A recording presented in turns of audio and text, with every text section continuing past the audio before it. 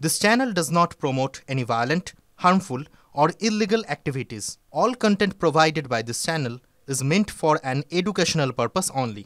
Top quality और consistent performance के लिए सिर्फ सिल्वर पंप नाम याद रखना। ভারতের হাতে জাদু চাকি। নিখুঁত টার্গেটে মিসাইল হামলা করতে আর যুদ্ধ বিমান নিয়ে ওড়ার প্রয়োজন নেই। ছোট্ট একটা চাকি উড়িয়েই প্রিসিশন গাইডেড মিসাইল ফায়ার করা সম্ভব। চাকি মানে চালকহীন ড্রোন। এই ড্রোন মিসাইল নিয়ে আকাশে উঠবে এবং নির্দিষ্ট জায়গা থেকে টার্গেটকে লক করে মিসাইল ফায়ার করবে। শুক্রবার সকাল 11টা আর বিকেল 3টেয় ড্রোনবাহী মিসাইলের পরীক্ষা চালায় defence research and development organisation বা ডিআরডিও। অন্ধ্রপ্রদেশের কর্নুলে ন্যাশনাল টেস্টিং রেঞ্জে দুটি পরীক্ষায় 100% সফল।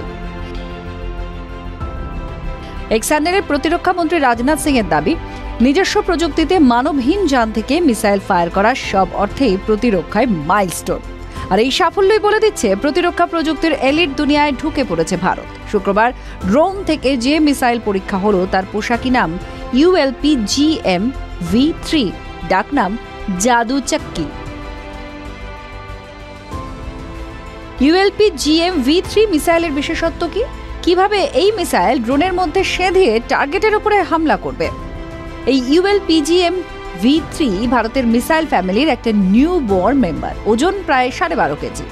ওজন কম হওয়ায় এটা সহজেই ড্রোনের মধ্যে ফিট হয়ে যায়।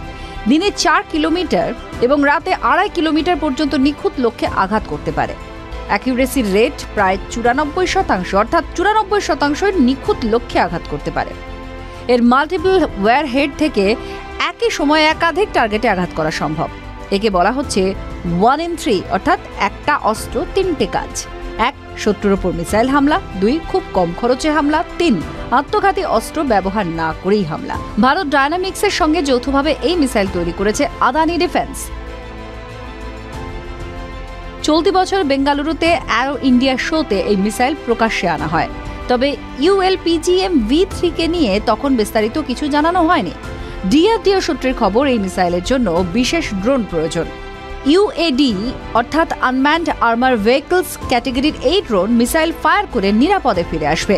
আদানি, ভারত ডায়নামিক্স সহ 6টি ভারতীয় সংস্থায় প্রকল্পে যুক্ত ছিল। মিসাইলবাহী ড্রোনকে অপারেশন রেডি করার দায়িত্ব ছিল ডিআরডিওর ওপরে। অপারেশন সিঁদুরে ভারতীয় সেনা পাকিস্তানের ভেতরে জঙ্গি ঘাঁটিগুলো ধ্বংস করতে প্রিসিশন অ্যাটাক করেছিল। রাফাল, সুখোই MK-30, মিরাজ 2000 একাধিক যুদ্ধ বিমান থেকে মিসাইল ছুড়েছিল বায়ুসেনা। সেই সময় জাদু চাকি হাতে থাকলে কি যুদ্ধ বিমান উড়ানোর প্রয়োজন পড়তো না? অবসরপ্রাপ্ত সেনা কর্তারা বলছেন, সেই সময় ভারত পাকিস্তানের 300 কিলোমিটার ভেতরে হামলা চালিয়েছিল। ULP-GM-V3 সেই ক্ষমতাটা নেই। তবে 4 কিলোমিটারের মধ্যে ছোট্ট এলাকায় প্রিসিশন স্ট্রাইকের ক্ষেত্রে জুড়ি নেই। সবচেয়ে বড় কথা, দুনিয়ার 5ম দেশ হিসেবে নিজস্ব প্রযুক্তিতে ড্রোন থেকে মিসাইল ছোড়ার ক্ষমতা, দক্ষতা দেখিয়েছে ভারত। বড় এলাকায় আঘাত হানতে ব্রহ্মোসের মতো ক্ষেপণাস্ত্র তো রইল। ব্রহ্মোসের জন্য মানবহীন ড্রোন তৈরির সম্ভাবনা খতিয়ে দেখছে প্রতিরক্ষা সংস্থাগুলো। চলতি বছরে এই সেনার হাতে আসতে পারে mini BrahMos. TV9 Bangla digital.